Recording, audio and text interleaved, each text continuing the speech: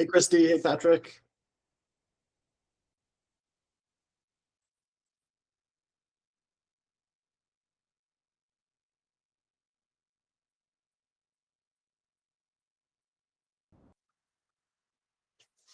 Hey, Will.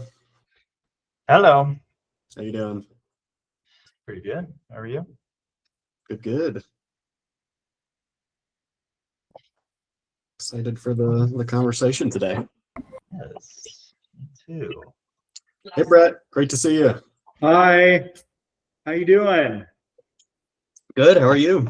I am good. I am good. Busy as always. You Mhm. guys, is the weather freezing where you all are?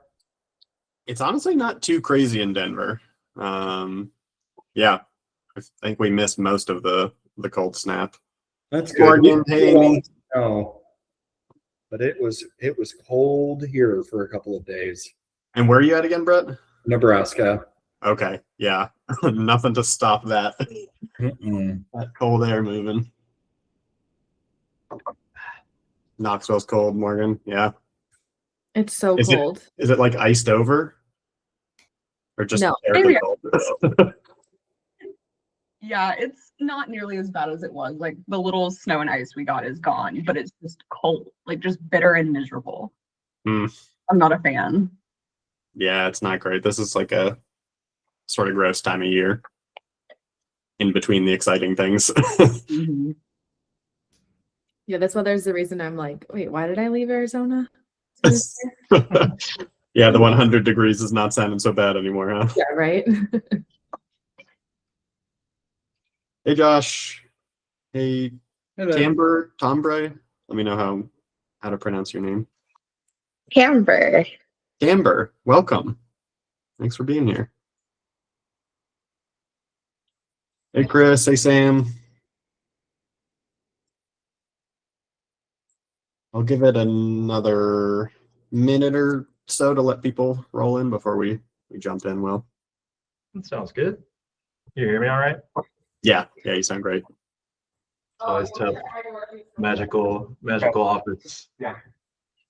Yeah, I stayed home today to not have to struggle to find a space. Thankfully, I knew that Tommy would not be here, and he has the best camera with the best setup. So, Hell yeah. Take advantage. Hey, Diana. Hey, Casey. Welcome. Hi.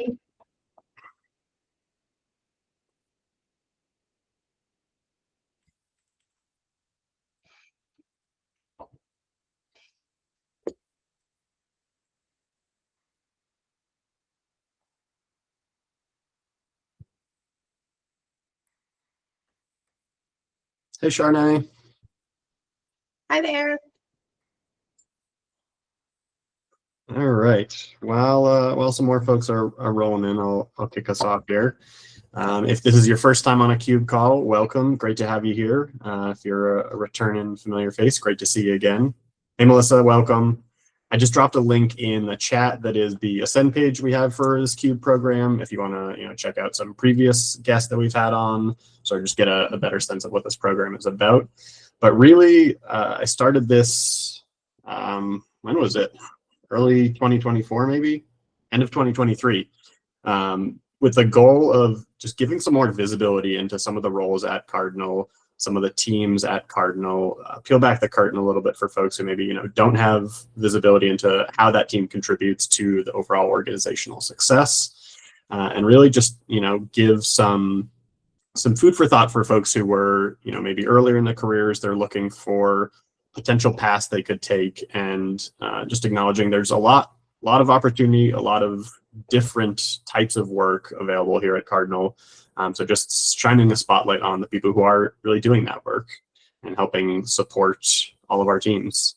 So this is our first session of 2026, kicking off our client services spotlight for Q1. I'm Steve Holden. I manage our learning and development team here, and I have as my guest today, Will Azar.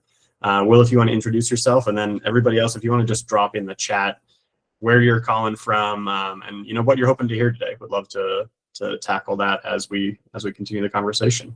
But Will. Yeah, thanks for having me, Steve. Excited to be the first one of 2026. Yeah.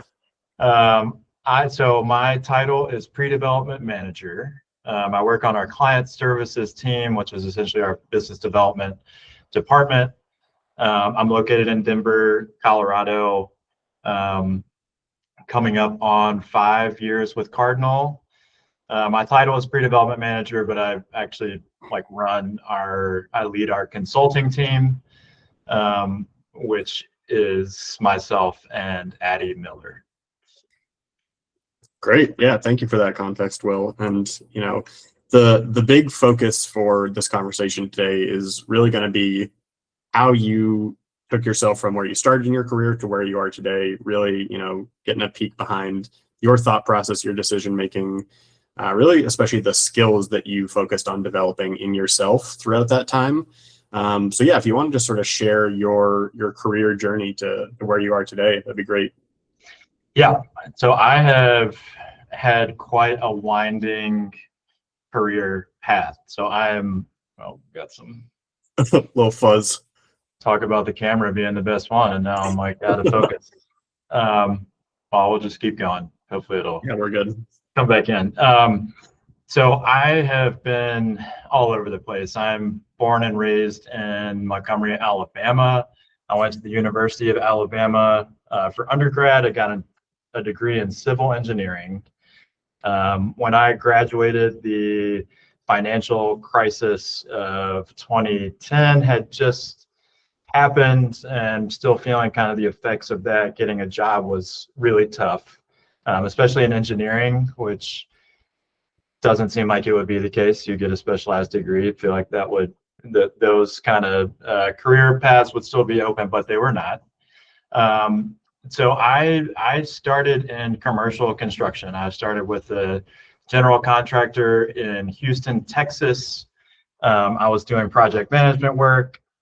Started as an entry level, project engineer, I think was my first title.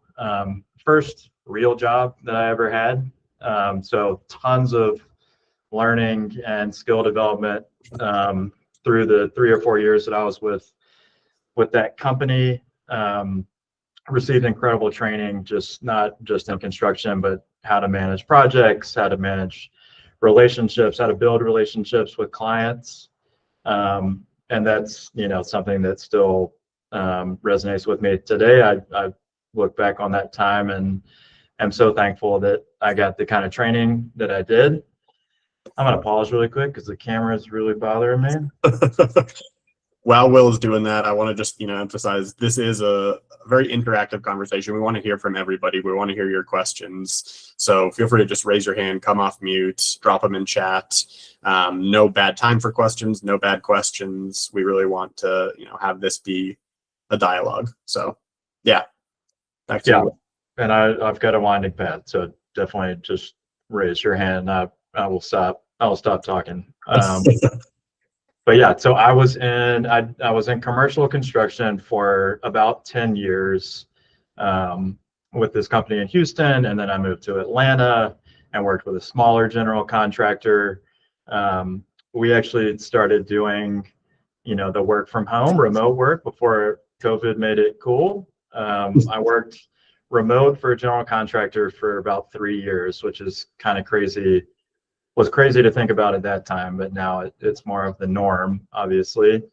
But working remote allowed me to move to Nashville, which was a place that I had always wanted to live. I had a lot of friends there. So got to go there and continued to work for this construction company. I got extremely burned out. Project managing subcontractors is awesome if you have a passion for it, but if you don't, it can wear you down over time, and it certainly did that to me. There was some point in that when I was in Nashville, I just woke up and immediately was in like an argument with a subcontractor and just said, I can't, this is not me, I can't do this anymore. So looked for a way to pivot out of construction. I had 10 years of experience there, did not feel good about prospects of just pivoting to another industry.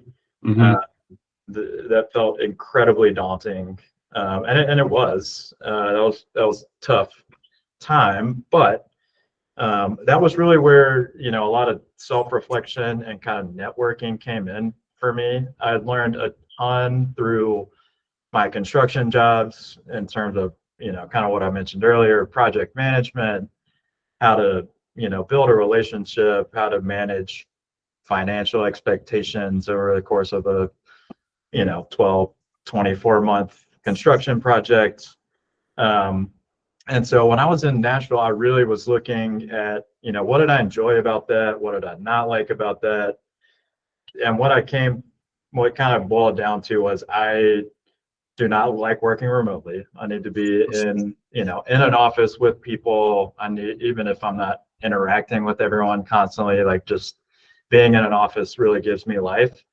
And I really like solving complex problems that have, you know, real world implications. What we do every day is helping to make residents' life while on campus as good and, you know, awesome as possible. Really got me excited about Cardinal. And we'll come back to that in a little bit. But I guess another piece of this when I was in Nashville, kind of just figuring out what I wanted to do next. Getting an MBA, going to graduate school was a goal of mine from an early age. And I felt like it would be a good time to use that, to pursue that degree and to, you know, help pivot into a new industry. Talking with other grad students, other friends that have been through graduate programs, really just talking to anyone and everyone that I could, helped me, you know, make that decision to actually do it. Incredibly nervous time for me. I'm an introvert. You know, reaching out to all random people, my parents, friends of friends, terrified me, but it helped at the end of the day. Convinced me that grad school was a great idea. It could help me kind of level up my skill set after being out of school, you know, for 10 plus years. And so I decided on Denver, which I guess long story short, to interject here, my first job when I was working in Texas was out here in Denver. So I was coming out here once a month for like 2 years, for 3 or 4 days at a time, working on a construction job. Fell in love with Denver and said, I'm gonna get back there at some point. And so I looked at grad schools in Denver, ended up at University of Denver at DU.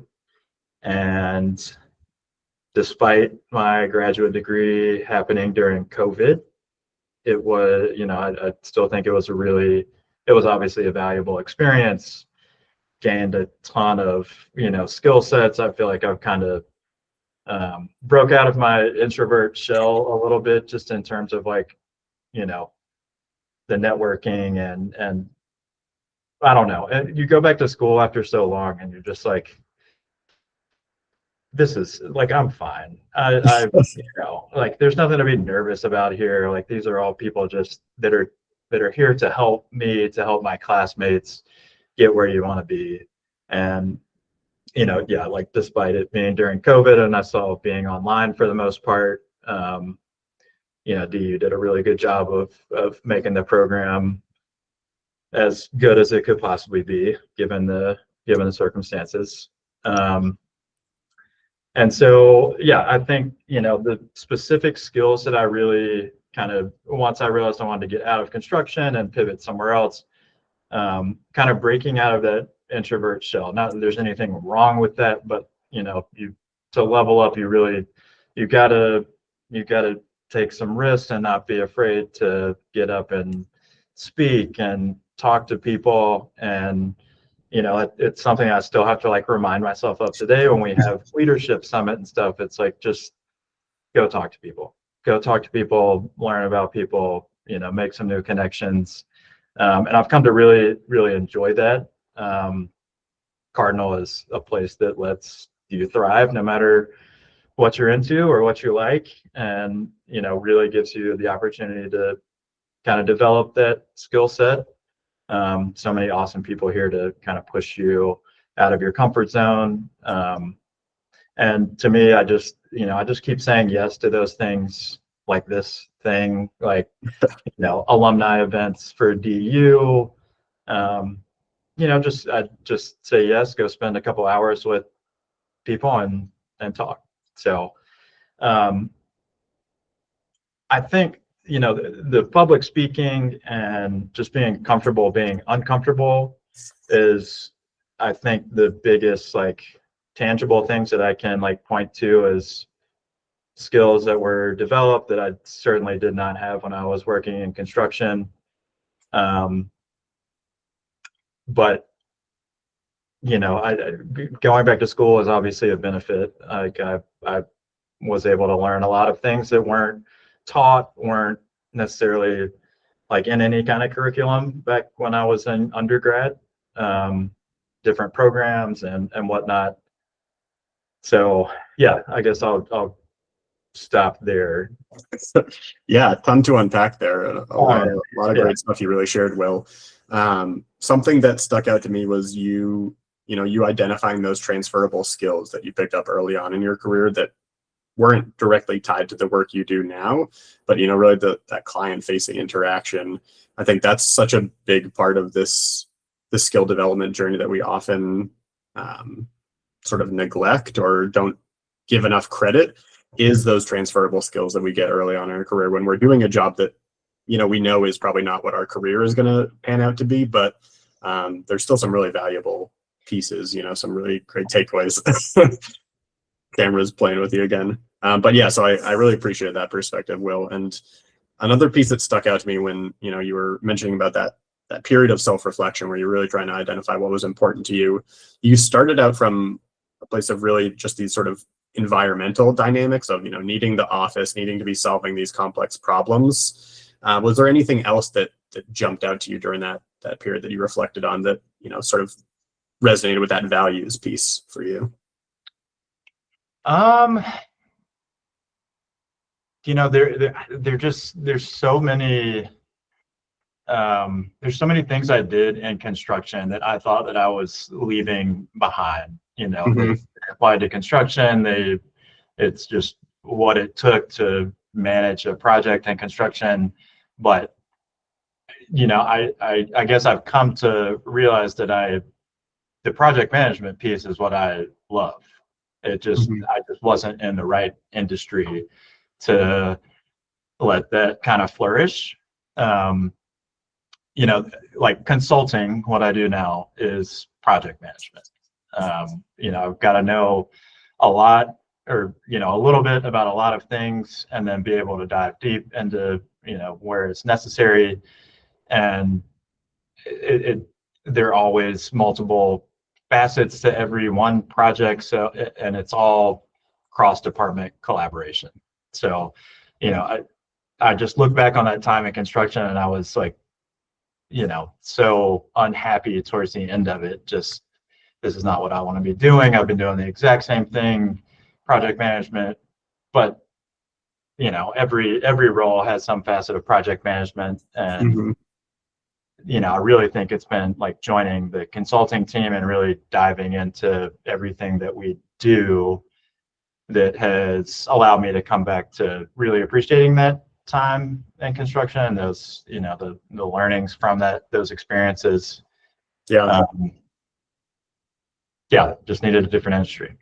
Yeah, I totally relate. I saw a lot of my own sort of journey mirrored in what you shared. Went back to grad school right at the start of the pandemic, switched industries. That sentiment you mentioned of feeling like you were leaving a lot of things behind with that work. I was in IT for about a decade and felt similarly, and then stepping into this role, so much of that sort of systems thinking and picking up a new platform more readily, it really served me well. And so yeah, I would just challenge everyone to think about the things you're doing now that maybe you don't put such a premium on, a value on, but recognize that there is some some tremendous value in that foundation that you've laid for yourself already in your career. Yeah. And Will, I know so much of this conversation has been about, sort of looking inward in that self-reflection piece, but was there any sort of, external like mentor feedback or anything that really helped you find that path? So I did not have like a true mentor really until grad school. And that was another piece that like at that reflection time, in Nashville, just like fell behind, right? I was like 30 years old, pivoting industries, had no idea what I like wanted to do. It was really my friends and family, like I had family members that had been to grad school, friends that had been to grad school, friends that had changed industries, friends that were my age that had changed industries. And it was just those conversations, my friends would connect me with someone or my dad would. I thought about a handful of different industries at that time. So I was talking to people, in investment banking and accounting and technology, like just trying to really figure out what got me excited about work and where I wanted to go next.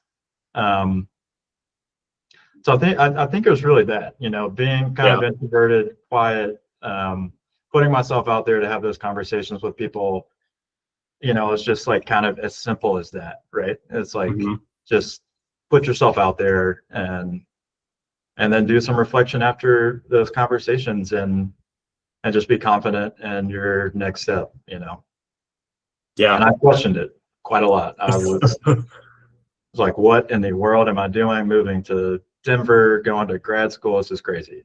But very glad I did it. Yeah, having that sort of peer network, people who had been in your shoes, walked that path and come out the other side, that's super valuable to have those direct insights. So thanks, Will. And I know you mentioned, sort of taking the step back, being reflective after, trying out some of these new things and seeing how they landed. How would you say your mindset has shifted, joining the client services team and doing the work that you do now? So a decent mindset shift. So when MBA is the degree that I got. It's all about consulting at the end of the day.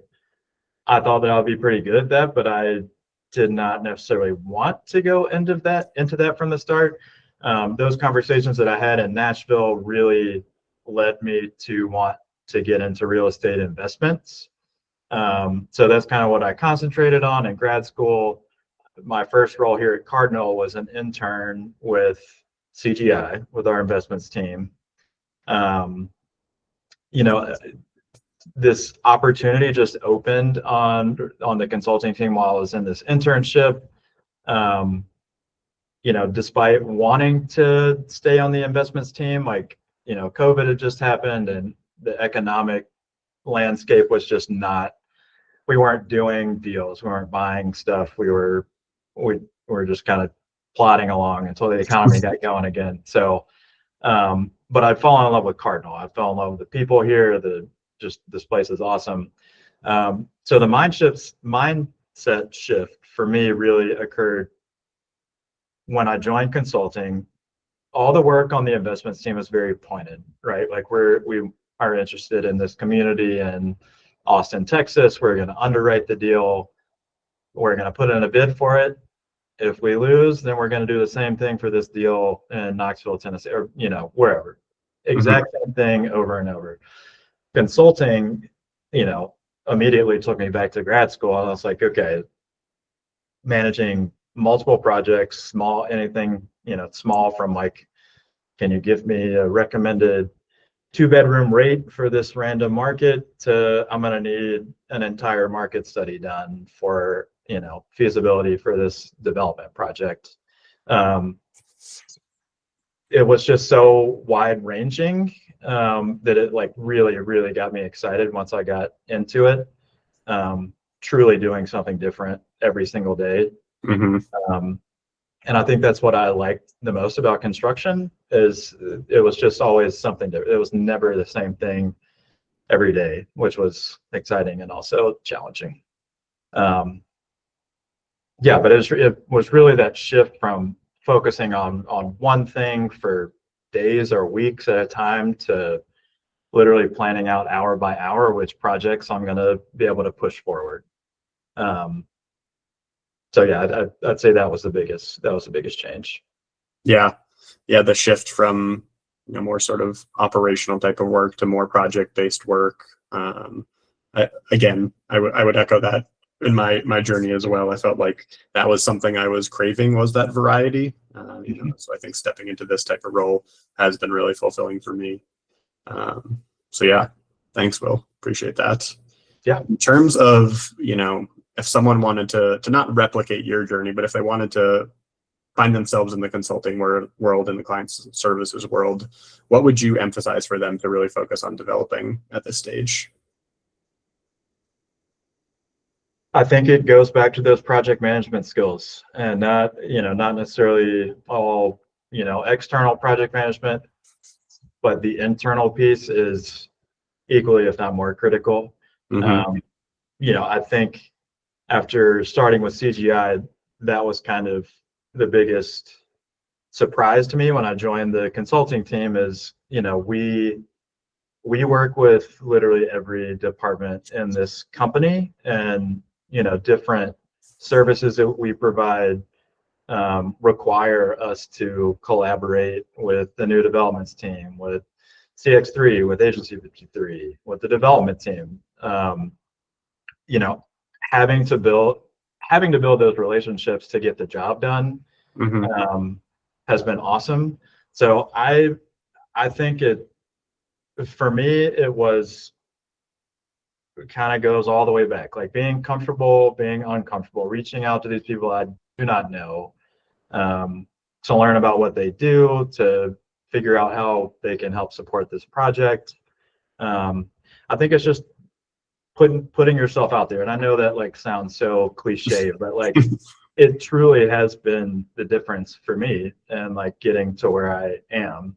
I 100% could have just sat back and done some construction job for the rest of my life and figured out a place to be happy. But, really pushing myself outside of, not being happy, just being settling with something. I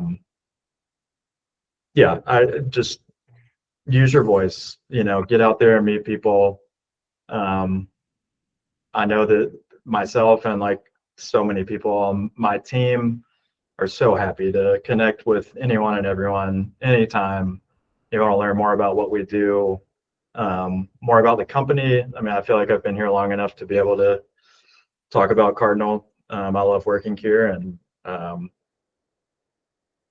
so yeah, I don't know. That's cliche, but it worked for me. So that's what I got. Yeah.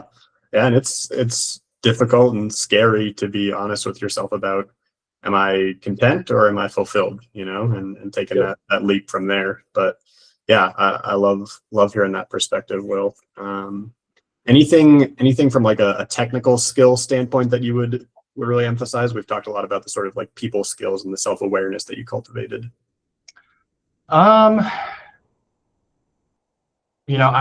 was lucky early on to work in project management, work for the people that I did that gave me, insight into how they manage the project, which is not something that, project engineer straight out of undergrad would necessarily be, privy to, but the financial acumen, the just knowledge of our industry, how every piece of the student housing thing works. I think that was one of the first things I did when I joined the consulting team and realized that I needed to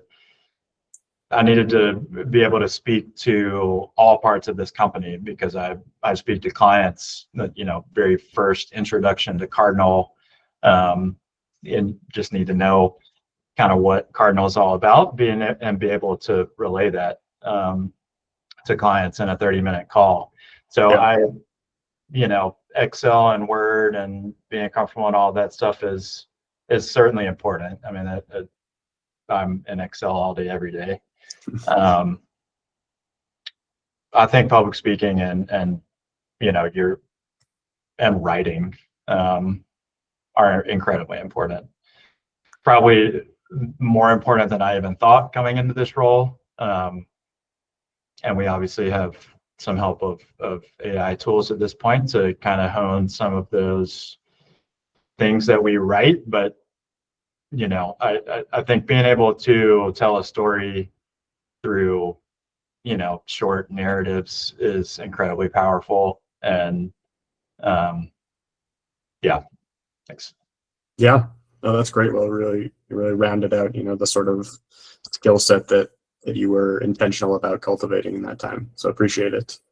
The second half hour of our call, I'll hand off to Will to screen share and walk through some projects and sort of just, talk through his thought process and approach to the work. But I'll pause now if there's any questions that folks have from that first segment.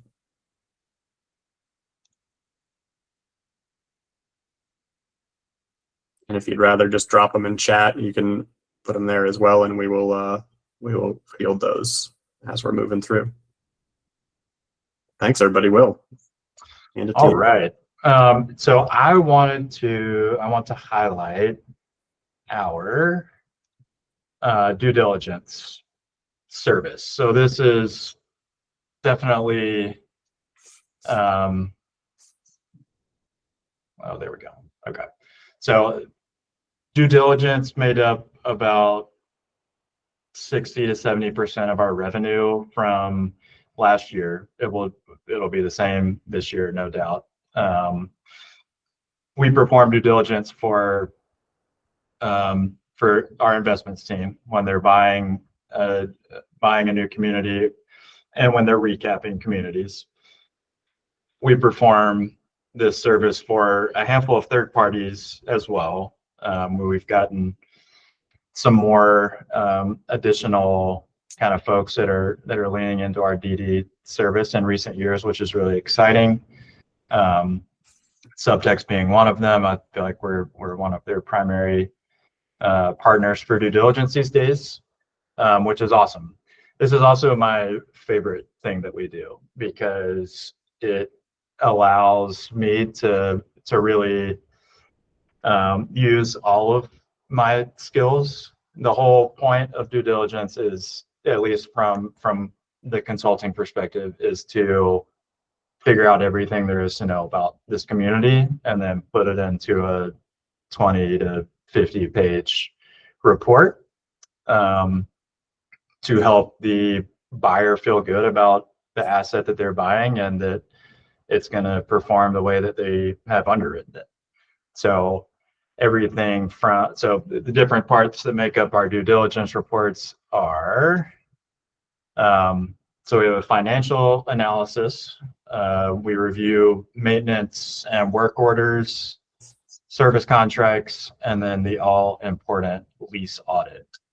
So our financial review, and I'll just kind of scroll through this and I'll open some workbooks when we get there, but financial review. So for this project in particular, we had 4 years of academic year data to analyze.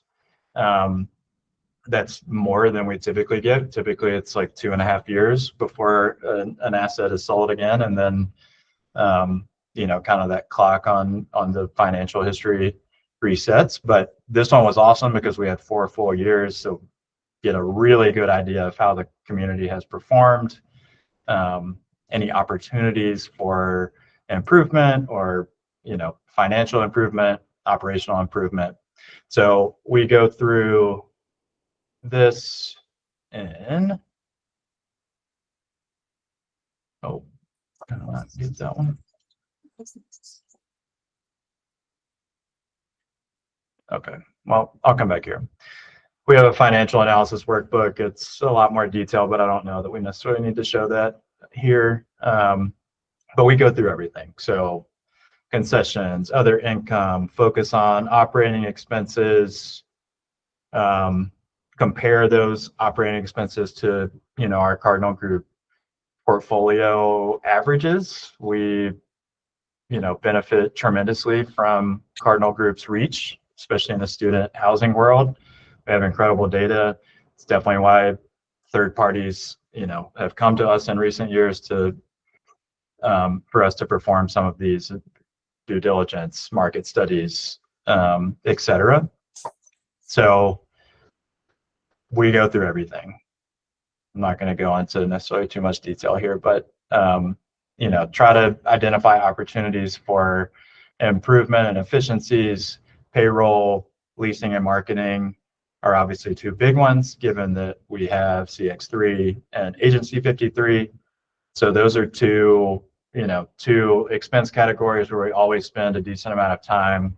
There's a whole separate workbook that goes through the CX3 impact model, and we look at current staffing versus how we would staff the project and project any kind of savings that we can offer. Same thing on the Agency 53 side. Whatever marketing and advertising services they're using, we look at that compared to what we can offer, and most of the time we can offer savings or let them know that they can expect savings if they were to use our services. Let's see. We do a little bit of like utility expense analysis. We lean on Conservice, who I'm sure we're all familiar with. They put together a great report that makes up most of that piece, but maintenance and work orders. So we go through as much work order history as they're willing to share, which in this case was 3 years worth of data, 3,600 work orders. We go through and categorize them, identify, where their average work orders are like far in excess of our Cardinal Group averages, identify kind of top issues. Air conditioning is a lock for a top 3 issue in just about every community that I've worked on. But then we go through and using Gemini to help kind of unpack all of those work orders and drill down to kind of 2 or 3 main issues. As you can see, there are over 400 over 4 years, which doesn't seem like a ton, but that's almost a work order and a half per bed per year, which is a lot, directly related to AC. So we do that for all of these different categories. So you can imagine doors and lights are most likely related to needing new keys or a light going out, but it could be something more involved.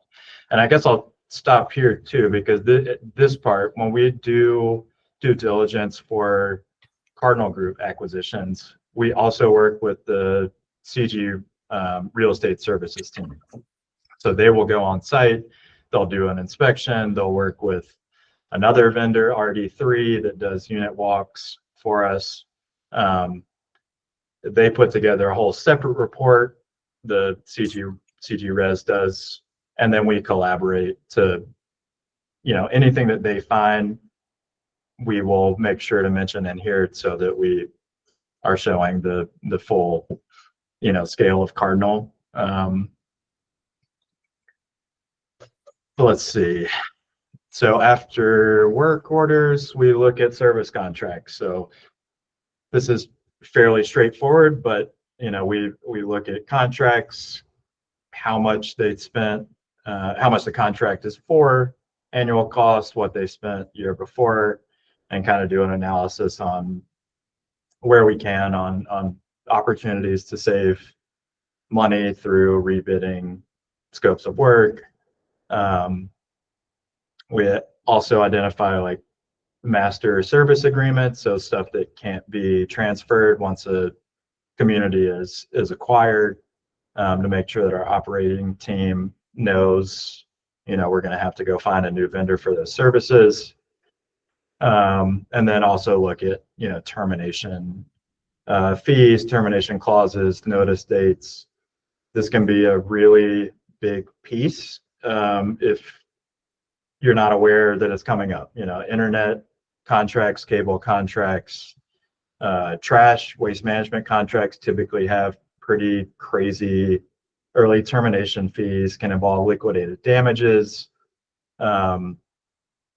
So allowing our operators, the folks that are buying this community, this quick, overview of when these important contracts are going to expire, is a big piece to what we do. And then lastly, which is maybe the most important part here, is our lease audit.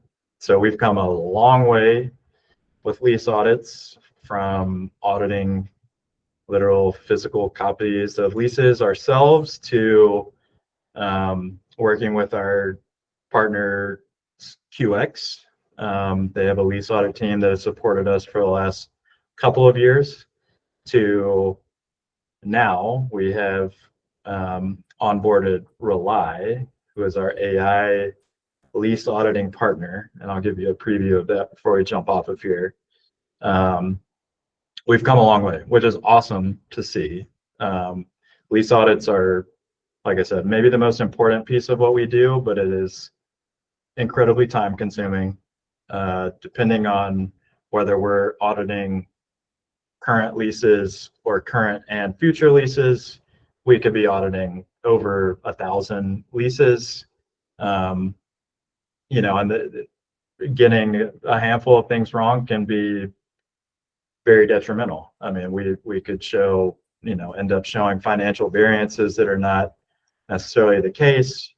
But ideally we get something like this, where it's a 0% variance to base rent. But in this, I mean, I would say we spend typically 3 or 4 full days over the course of this due diligence period, which is typically 30 days, evaluating the results of the lease audit, making sure that any errors and omissions are caught. There's always some funky stuff with how residents qualify at communities, so ensuring that we've got a grasp on that, in addition to the financial piece. But you kind of see how it all ties together, right? So like the lease audit, the work orders, financial analysis, I think is my favorite, going back to this being my favorite thing. This all ties together. Once you kind of peel back all the layers, you can really see, oh, I was just talking about this weird, expense and plumbing R&M. Go look, it turns out they have a plumbing contract for, just maintenance needed.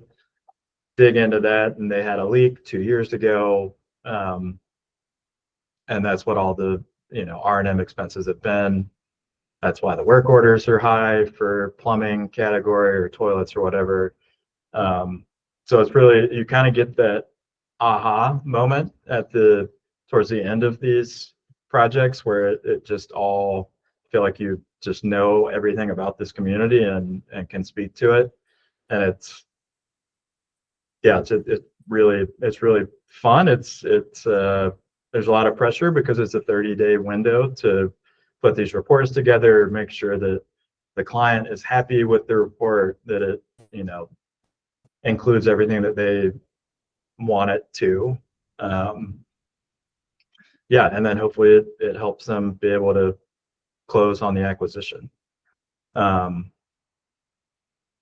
yeah, so this is this final report that I scrolled through, but we use a handful of different, workbooks, service contracts, where we go through, all the terms, the renewals, what kind of contract it is, our historical expenses, annual expenses, kind of compare it to Cardinal Group averages.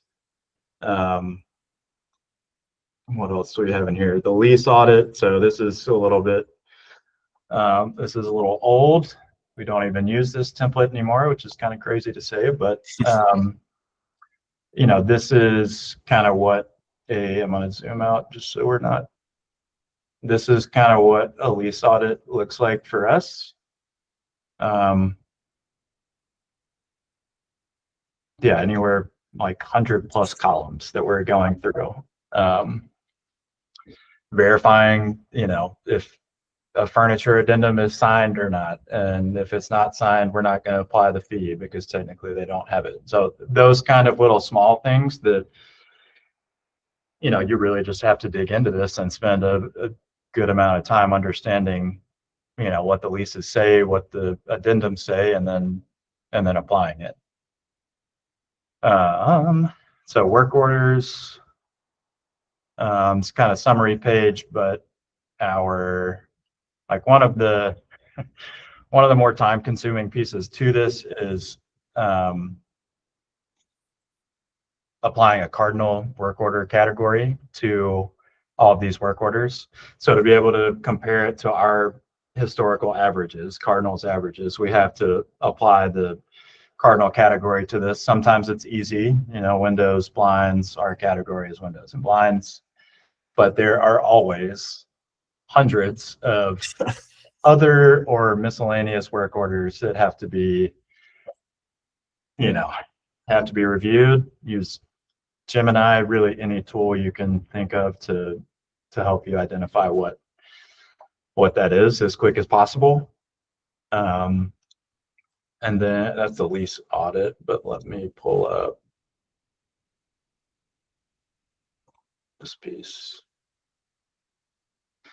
So financial analysis, this ends up being a pretty messy workbook, but you know, we go through all the expenses, do abstracting for utilities and utility recoveries. You know, we're looking at averages and whatnot, kind of pulling in some of the service contract, the work from the service contract workbook to make sure the contract amounts make sense. And it's, I don't see it in here, but we also put the, you know, the CX3 impact model in here and you know, judge any kind of savings we could get on the payroll side. So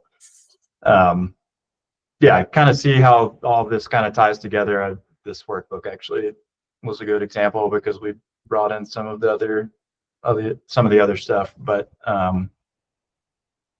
yeah, that last week of a due diligence project is crazy. Going back and forth, client questions. You know, the seller is never, you know, on the spot with delivering answers to our questions and additional documents and whatnot. So yeah, it's fun. You know, it's fun. It's pressure, but it's fun. Yeah. And I know, Will, you mentioned, you used the phrase like being able to tell the story of the community. And I, you know, certainly with all of this data in front of you, you can tell a very detailed story. When you know, the folks contract you to do this sort of discovery work, do you feel like, is there a trend in what they care about seeing the most? Are there things you bring to them that are really surprising or eye-opening to them? Great question. I think the lease audit is the part that they care about the most.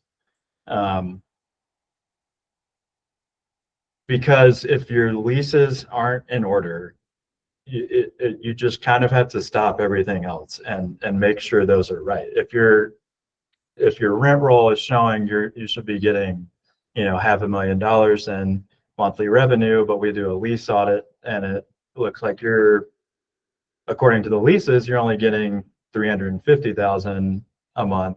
I mean, that is a huge deal. So not having signed leases, not having leases that clearly stipulate what a resident is responsible for. Auto enrolled programs, which I know that we have a few of those, but making sure that all the documents are in order in Entrada or whatever system you're in.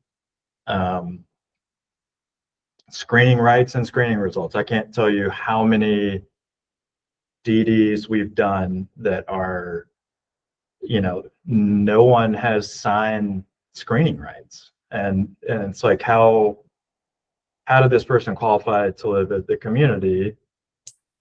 Because that's a big issue, if you've got a majority of residents that don't have like approved qualification methods on file. It can come back to bite you. So I think that's probably the part that I think clients care about the most, because that goes straight to their underwriting, right? Like what they can expect to get in revenue. I see this question from Casey. Any red flags that would completely halt an acquisition?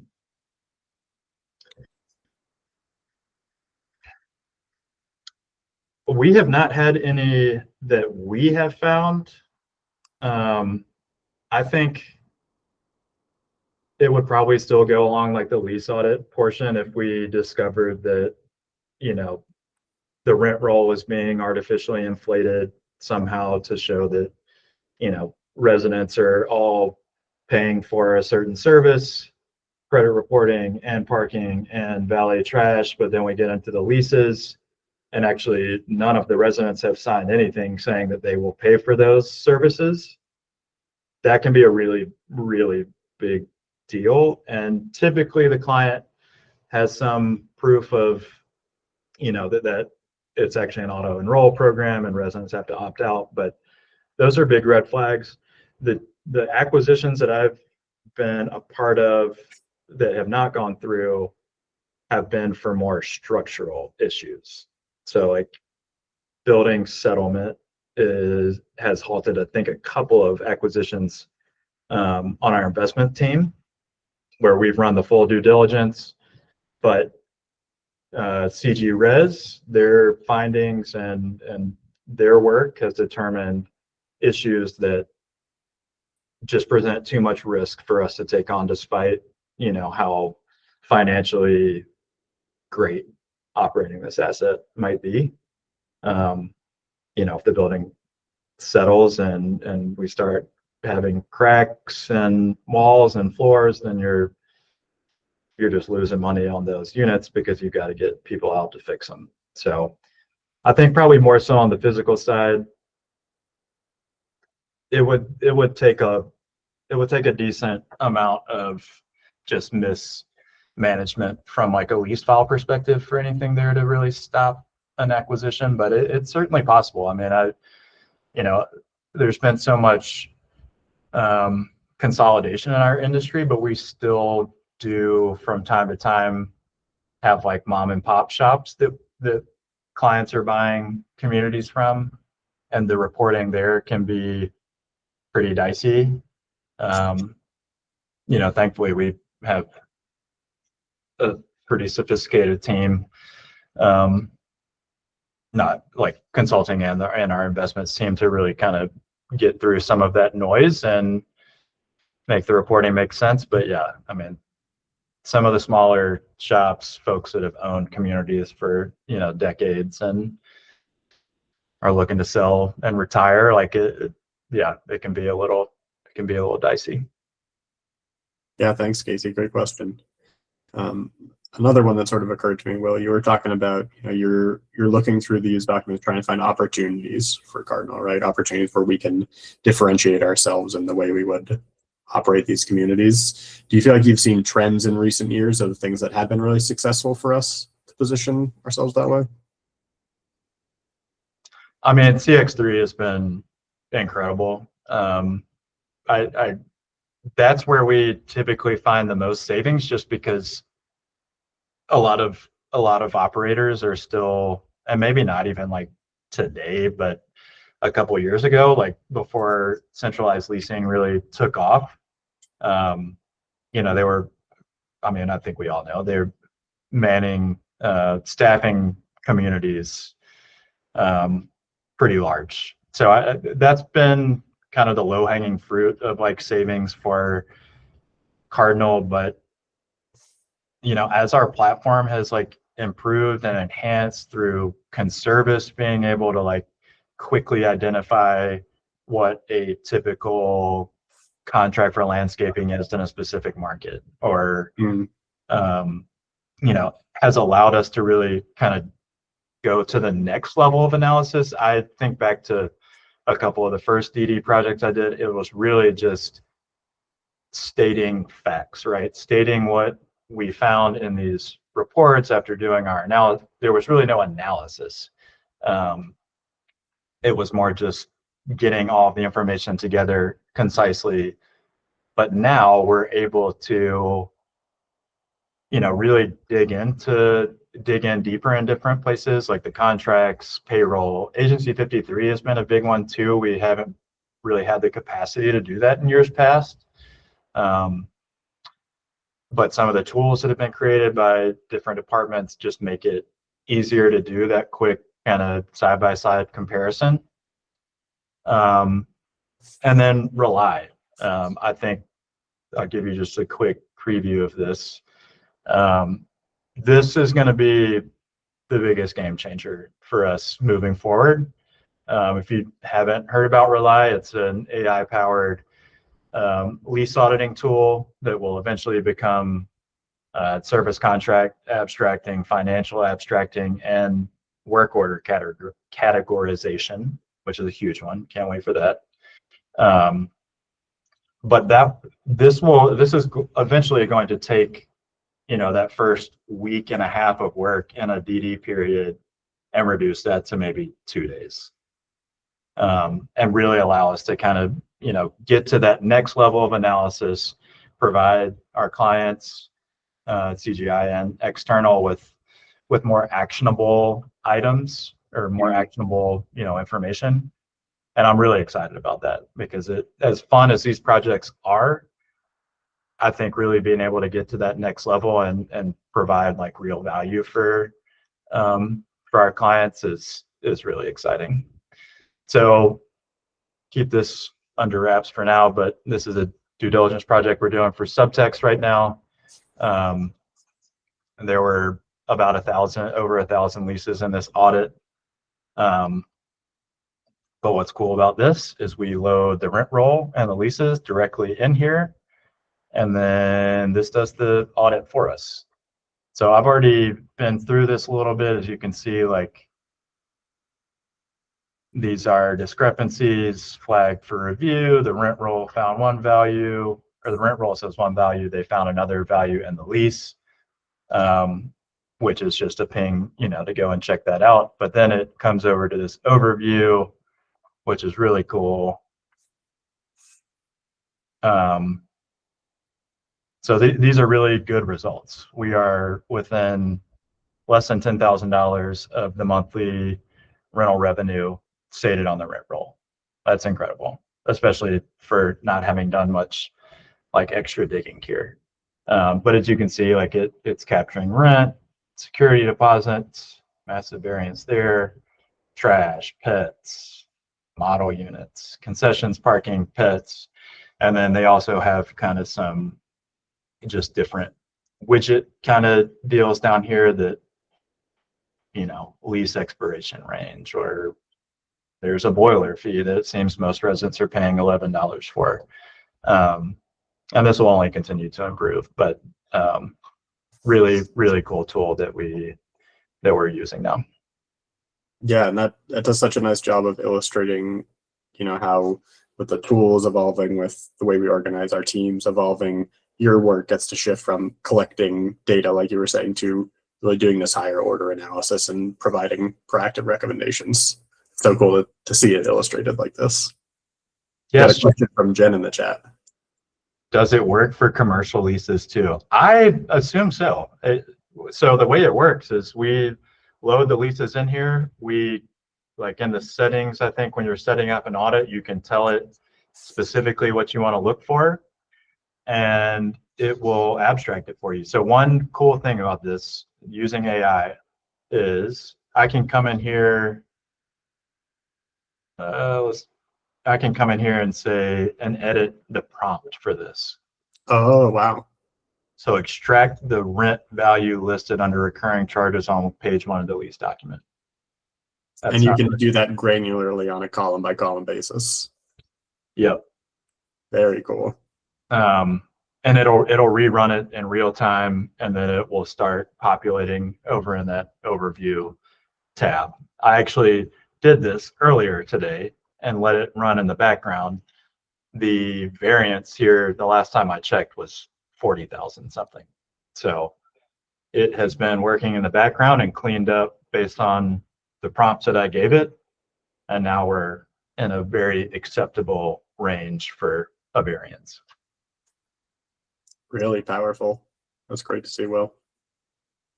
I know we're coming up on the end of our hour here, everybody, but any questions you have for Will before we call it for the day here? And please reach out anytime. I'm more than happy to connect with anyone, chat about what consulting does in more detail, or connect you with anyone on our team. I work directly with Sarah Doherty, Andrew Shinbane, Ainsley Robinson, Christina Taramudo leads our department. Yeah, so if any questions, feel free to reach out. More than happy to chat. Yeah, thanks so much, Will. And continuing this series, this spotlight on client services, we'll have Andrew Shinbane next month with us, and then Christina Taramoto in March, to give a really well-rounded perspective on how the team operates and all the different things that they touch. So really appreciate your insights today, Will. It was so cool to see how this all comes together like that. Thanks everybody for participating. Thanks for having me. This was a blast. Thank you. Thanks everyone. Thank you, Will. Thanks, Steve. Have a great rest of your day. Thanks, Casey. Thanks, Dave. Appreciate it, man. Yeah, appreciate you, Will. This was great. Yeah, that was a blast. That was fun. Awesome. Talk to you Yeah, soon. This is great. I'll get the recording updated on the site there and circulate it to folks. So yeah, feel free to send it to anyone you want to as well. I will do it. I will do it. Awesome. Thank you, Will. Really appreciate it. Thank you. I'll see you around.